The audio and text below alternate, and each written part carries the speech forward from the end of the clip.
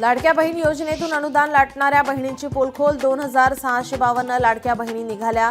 सरकारी कर्मचारी 1,20,000 कर्मचाऱ्यांच्या तपासणीतून धक्कादायक माहिती समोर. पुढील 3 ते 4 दिवसात राज्यासह केरळ, कर्नाटक आणि गोव्यात मुसळधार पावसाचा अंदाज.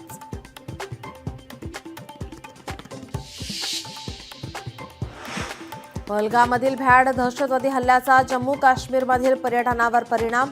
विदेशी पर्यटकांची जम्मू काश्मीरकडे पाठ. 2000 पर्यटकांचं बुकिंग रद्द. वैष्णवी हगवणेचा पती, सासू आणि नंदेचा जामिनासाठी अर्ज. शिवाजीनगर न्यायालयाकडून तिघांनाही 14 दिवसांची न्यायालयीन कोठडी. कोल्हापुरातील गोकुळ दूध उत्पादक संघावर आज अध्यक्षाची निवड होणार. भाजपाचे अमिरीश घाटगे आणि शिंदेंच्या शिवसेनेचे अजित नरकेंमध्ये रस्सीखेच, सूत्रांची माहिती. महाराष्ट्रात पुन्हा विक्रमी परकीय गुंतवणूक. देशाच्या 40% गुंतवणूक एकट्या महाराष्ट्रात. मुख्यमंत्री देवेंद्र फडणवीसांनी पोस्ट करत दिली माहिती.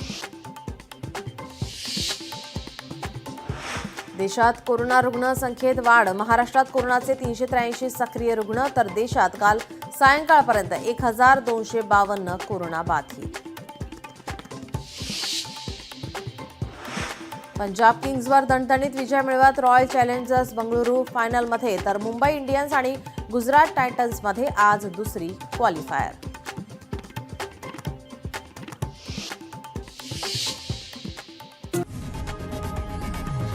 लोकशाही मराठी ऐका, पहा, जागरूक रहा.